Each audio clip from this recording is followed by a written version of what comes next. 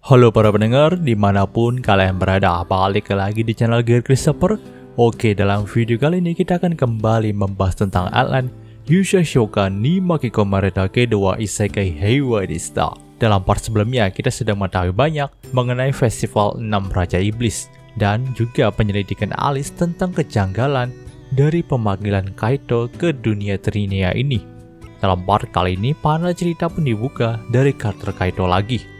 Saat itu, dalam kamarnya seperti biasa Kaito menulis buku harian yang ditujukan kepada mendiang ayah dan ibunya.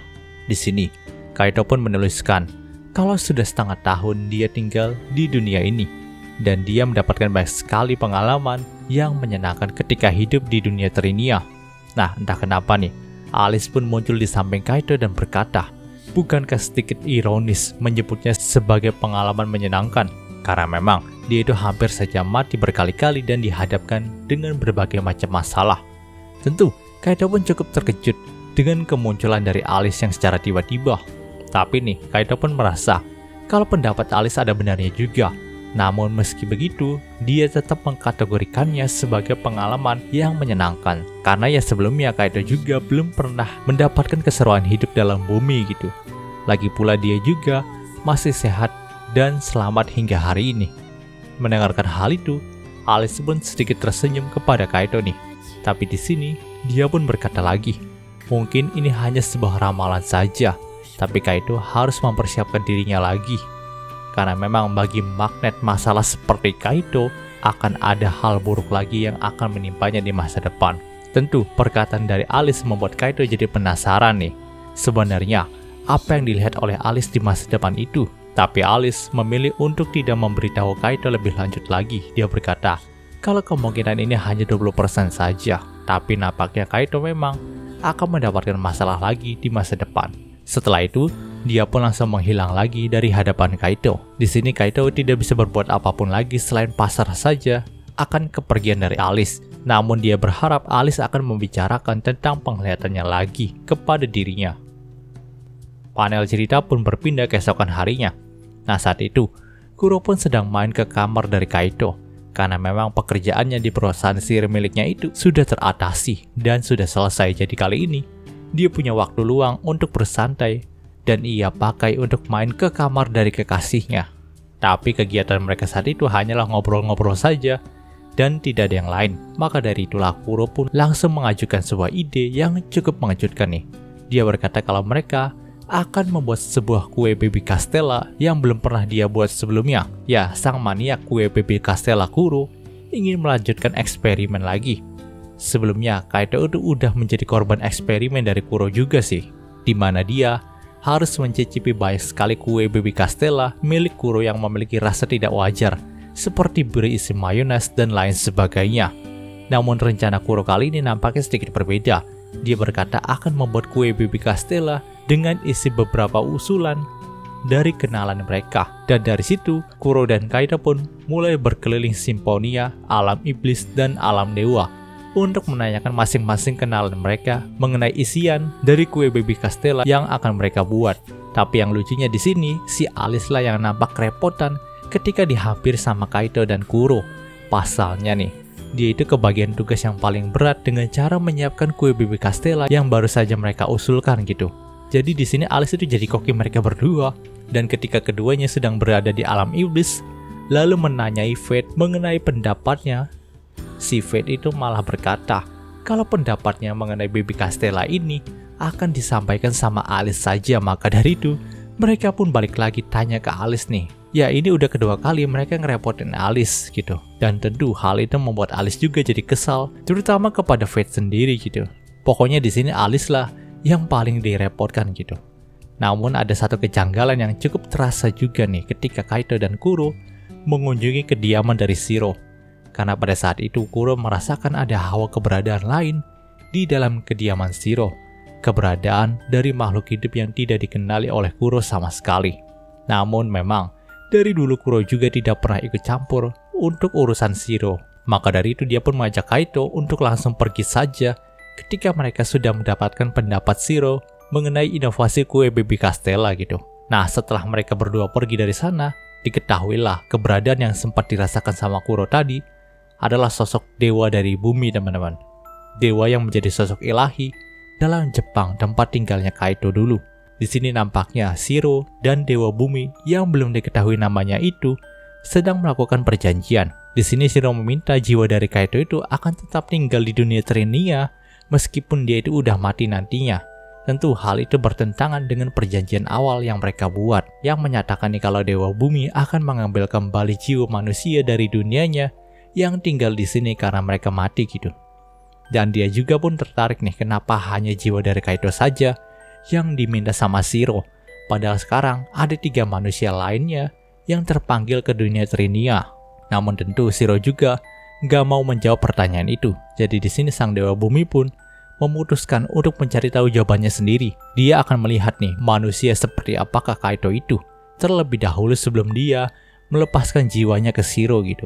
Karena bagaimanapun dewa bumi itu sangat mencintai semua manusia ciptaannya, dan dari awal juga dia selalu mengambil jiwa manusia yang dia ciptakan di sini gitu. Maka dari itu dia juga nggak mungkin kan melepaskan jiwa Kaito gitu aja ke Shiro. Panel cerita pun berpindah kepada karakter Kaito dan Kuro lagi. Nah, ketika mereka sudah mendapatkan banyak sekali saran yang berguna tentang inovasi isian kue baby Castella mereka, akhirnya Kuro dan Kaito pun membuat kue baby Castella yang sesuai dengan semua saran yang mereka terima. Nah, saat itu Kuro dan Kaito pun membuat kue baby Castella super besar dan tentu dengan banyak sekali bahan isian yang aneh-aneh di dalamnya. Meski begitu, bagi Kaito rasa dari kue baby Castella yang dia buat sama Kuro itu sangatlah lezat. Panel cerita pun berpindah keesokan harinya. Nah, tepat pada malam itu, Kaito pun merasa kalau dirinya tidak bisa tidur. Bukan karena seharian dia gabut aja, tapi memang dia itu hanya tidak bisa menutup matanya. Hingga pada akhirnya nih, Kaito pun langsung pergi keluar untuk menghirup udara segar di malam hari.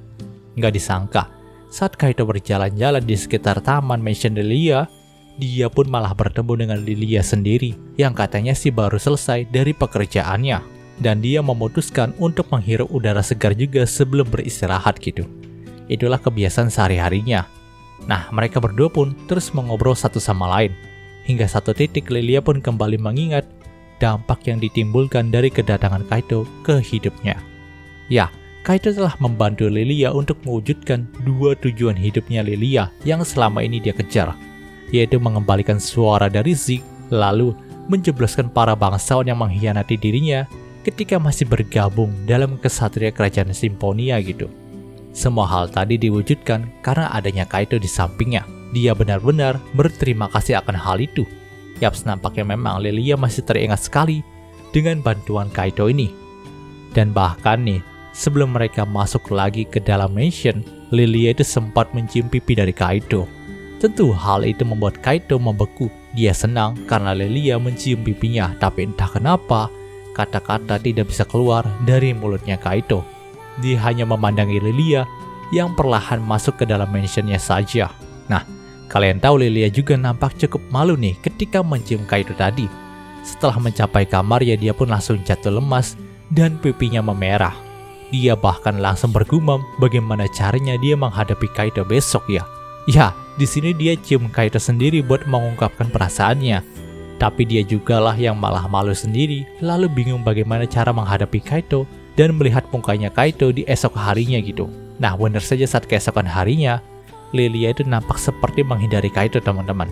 Bahkan ketika Kaito tiba-tiba mendekati Lilia dan mulai berbicara yang gak ada hubungannya dengan ciuman dari Lilia kemarin, Lilia itu tetap menghindar dan berusaha untuk mengakhiri percakapannya dengan Kaito secepat mungkin. Tentu hal itu membuat Kaito sedikit tidak nyaman. Hingga akhirnya dia pun memutuskan curhat dengan Zeke nih.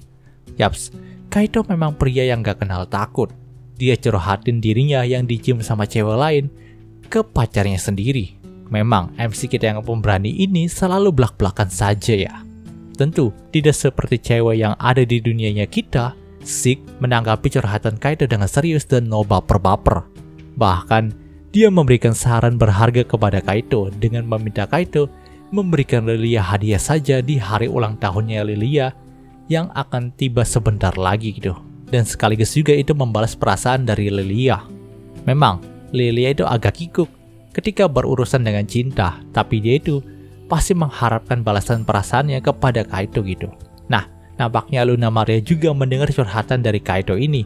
Namun dia itu malah memberikan saran yang geblek kepada Kaito loh. Di sini Luna Maria pun memberikan salinan kunci kamarnya Lilia kepada Kaito dan berkata kalau Kaito bisa menggunakannya untuk menyelinap masuk ke kamarnya Lilia di malam hari. Lalu biarkan insting Kaito saja yang bekerja. Yaps, pembantu yang satu ini malah menjual tuannya sendiri. Tapi memang wajar sih karena selama ini Lilia juga selalu gagal dalam hal percintaan, maka dari itu Luna Maria pun ingin membantu tuannya, walaupun memang caranya itu agak ekstrim juga ya. Tapi tentu, Kaito pun memilih untuk menggunakan saran dari Zeke saja dan tidak saran dari Luna Maria yang geblek tadi. Setelah itu, dia pun langsung berdiskusi dengan Kuro. Nah, diskusi kali ini adalah tentang hadiah apa yang akan dia berikan kepada Lilia. Di sini Kuro pun menyarankan kalau Kaito itu harus memberikan sebuah kotak musik saja kepada Lilia karena memang benda itu adalah benda yang paling memorable dalam dunia ini. Tentu Kaito pun cukup setuju dengan hal itu, tapi di sini dia tidak ingin membeli kotak musik itu, melainkan dia itu akan membuatnya sendiri. Dengan begitu dia bisa merasa puas untuk membalas perasaan dari Lilia. Nah, sekarang dimulailah perjalanan Kaito dalam mencari bahan untuk membuat kotak musik. Namun hal pertama yang dia cari adalah musik sendiri yang akan dimasukkan dalam kotak musik tersebut. Maka dari itu sekarang dia mengunjungi Alice untuk mengkonsultasikan hal tadi. Mendengarkan semua penjelasan dari Kaito, Alice pun jadi mengerti nih. Dia pun berkata akan membantu Kaito membuat musiknya saja karena dia juga jago banget dalam hal bermusik. Dan benar saja, nampaknya Alice tidak membual soal perkataannya itu. Dia pun menampilkan musik yang sangat indah dengan permainan biolanya. Lalu dia juga bisa menuliskan semua musik yang baru saja dia buat tadi dalam sebuah not balok gitu. Tentu semua perbuatan Alice itu tidak pernah berhenti membuat Kaito tercengang. Dia pun tanya, dengan bakat yang banyak seperti itu bukankah Alice akan sangat terkenal di dunia manusia ini dan mudah menghasilkan uang gitu. Tapi kenapa selama ini Alice itu tetap merasa kekurangan uang saja? Lalu kenapa Alice juga hanya menjalankan toko kelontong saja yang nampaknya cuma Kaito saja pelanggannya gitu. Padahal Alice sendiri bisa memainkan musik dan membuat sebuah drama yang indah. Kenapa Alice tidak membuat sebuah opera saja? Itu pasti akan membuatnya sangat terkenal di alam manusia ini. Mendengarkan hal itu, Alice pun tersenyum kecil dan berkata dengan pelan nih, kalau dia tidak memiliki ketenaran walaupun punya banyak bakat seperti itu. Yang dia punya hanyalah waktu hidup yang panjang saja. Setelah mendengarkan hal itu, Kaito pun merasa kalau di balik perkataan Alice yang tadi terdapat banyak sekali makna yang misterius. Memang walaupun Kaito merasa sudah mengenal dekat dengan Alice, tapi nampaknya masih ada rahasia yang disimpan sama raja tanpa wajah ini. Kaito berharap kalau Alice ingin membicarakan tentang dirinya kepada Kaito di masa depan nanti. Setelah selesai dengan musiknya, kini Kaito pun mencari sebuah batu kristal yang akan ditempatkan dalam kotak musik itu. Dan dia pun meminta bantuan kepada kekasihnya yang lain yaitu Isis untuk menemukan rekomendasi kristal dan juga rekomendasi tempat menambang kristal itu. Nah di sini Isis pun menyarankan kalau Kaito itu harus mencari batu kristal biru tua yang bernama Midnight Crystal teman-teman. Isis berkata kalau itu adalah kristal yang paling indah yang pernah dia temui. Namun memang batu kristal itu sangatlah langka. Tapi di sini dia bisa membantu Kaito untuk membukakan jalan pertambangannya dan menemukan kristal tersebut. Nah, Kaito nampaknya ingin menambang kristal itu sendiri juga sih. Karena dengan begitu juga dia bisa merasa puas akan pembuatan kotak musik ini gitu. Nah, walaupun Kaito udah diberkati oleh banyak sekali dewa dan raja alam iblis, Kaito tetap saja kesulitan untuk menambang batu Midnight Crystal itu teman-teman. Karena memang ya kristal itu sangatlah langka dan benar kata Isis gitu. Itu susah ditemukan. Dia butuh beberapa hari untuk menemukannya dengan bantuan Isis dan juga bantuan dari sihir simpati miliknya. Nah setelah itu, dia pun lanjut mencari kayu nih di kota Yggdrasil-nya Lilywood. Saat itu Lilywood pun mengizinkan Kaito untuk mengambil kayu terbaik di sana. Tepatnya itu adalah batang dari pohon dunia sendiri yang merupakan tubuh asli dari Lilywood gitu. Pada awalnya si Kaito tuh cukup kesulitan untuk memohon dahan dari pohon dunia itu. Karena memang dahan pohon itu sangatlah keras. Untung saja waktu itu Alice datang untuk membantu Kaito nih. Alhasil, mereka pun bisa mendapatkan dahan dari pohon dunia itu. Dan kini, bahan yang dibutuhkan untuk membuat kotak musik sudah terkumpul semua nih. Nah, tanpa sepengetahuan siapapun kecuali Alice, nampaknya Kaito juga ingin membuat lebih dari satu kotak musik nih. dan diserahkan kepada kekasihnya yang lain juga selain Lilia gitu. Dan hal itu membuat pekerjaan Kaito di minggu-minggu ini sangatlah berat. Dia juga sampai memangkas waktu tidurnya agar semua kotak musik itu jadi tepat waktu sebelum ultahnya Lilia gitu. Bahkan saat di pagi hari tuh, Lilia pernah melihat Kaito seperti zombie teman-teman. Hal itu membuat Lilia jadi khawatir nih, dan mengira kalau Kaito jadi seperti itu karena dirinya terus menghindari Kaito belakangan ini. Tapi jujur memang, Lilia sendiri masih belum memiliki keberanian untuk menatap wajah dari Kaito secara langsung. Nah, sampai puncaknya nih, kondisi dari Kaito itu mulai memburuk karena pekerjaan berlebihan yang dia lakukan. Dan Kuro turun tangan atas kondisi Kaito itu. Akhirnya Kaito pun mengakui kepada Kuro nih kalau selain membuatkan kotak musik untuk Lilia, dia juga ingin membuatkannya untuk semua kekasihnya.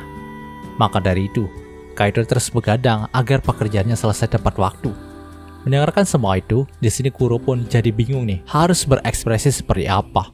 Tapi pada akhirnya sih dia nggak pernah marah dan malah menidurkan Kaito di pangkuannya saja. Hal itu dikarenakan Kuro menghargai perjuangan keras Kaito yang ingin membuatkan sebuah surprise kepada dirinya gitu. Panel cerita pun berpindah ke hari ulang tahun dari Lilia. Ketika itu Lilia pun mendapatkan banyak sekali ucapan selamat dari para bangsawan. Namun nampaknya hal itu tidak terlalu membuatnya senang, karena memang dia tahu kalau itu cuma ucapan palsu saja. Mereka mengucapkan selamat kepada Lilia karena ya Lilia itu baru saja mendapatkan berkah sejati dari Chronois saat beberapa part yang lalu gitu.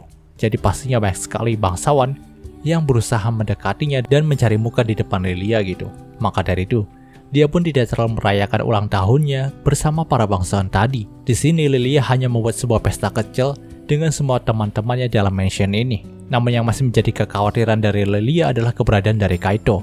Belakangan ini mereka tidak saling bertemu dan hal itu juga dikarenakan Lilia itu terus menghindari Kaito. Lalu Kaito juga sibuk sendiri dengan pekerjaannya gitu. Jadi dia itu takut kalau Kaito nggak akan datang ke pesta ulang tahunnya. Namun nampaknya kekhawatiran dari Lilia tidak akan pernah terjadi dan malah berbuah manis sih. Dalam ruangan pesta yang dia siapkan untuk merayakan ultahnya itu hanya ada Kaito di sana. Tentu Lilia pun kaget dan merasa kalau ini adalah sebuah mimpi saja. Tapi di sini ternyata Kaito lah yang merencanakan semua hal tersebut dari awal. Dia sengaja bekerja sama dengan seisi mansion untuk memberikan kejutan ini. Dia juga berkata nih, kalau akan menjawab perasaan dari Lilia sekarang juga. Dia tidak bisa membohongi dirinya terus. Karena sekarang, dia telah jatuh cinta juga kepada Lilia. Tentu pernyataan perasaan itu membuat Lilia jadi terharu, bercampur juga dengan senang. Dia bahkan berkata lagi apakah ini memang mimpi atau kenyataan gitu. Meski begitu, Lilia juga nggak bisa menghindar terus dari Kaito. Jika dia terus menghindar, maka dia akan kehilangan kesempatan buat deketin Kaito gitu. Maka dari itu, dia pun menerima perasaan cinta dari Kaito juga. Setelah itu, Lilia pun mendapatkan kotak musik yang diberikan oleh Kaito nih. Itu adalah kotak musik yang katanya hanya dibuat khusus untuk Lilia. Jadi cuma Lilia saja yang bisa mengeluarkan musik dalam kotak musik itu gitu. Dan tentu, lagu yang berkumandang dalam kotak musik itu juga membuatnya makin terharu dan sayang kepada Kaito. Apalagi ketika dia tahu kalau Kaito lah orang yang membuat kotak musik ini sendiri gitu, dan tidak membelinya dari toko gitu. Ya pada akhirnya sih, Lilia tahu alasannya kenapa belakangan ini Kaito juga sibuk dengan dirinya sendiri. Tapi terlepas dari itu semua, hal tadi gak mempengaruhi cintanya kepada Kaito. Dan tepat di hari ulang tahunnya ini, Lilia telah resmi menjadi kekasihnya Kaito. Dan cerita di part ini pun berakhir. Oke, mungkin setelah pembahasan singkat untuk Yu Shokan-nya kali ini. Jika kalian suka video ini, jangan lupa untuk like, komen, dan juga subscribe dan juga share agar gue lebih semangat kita membuat video dalam channel ini. Terima kasih telah mendengarkan sampai detik ini. Gue Gary Christopher, signing off.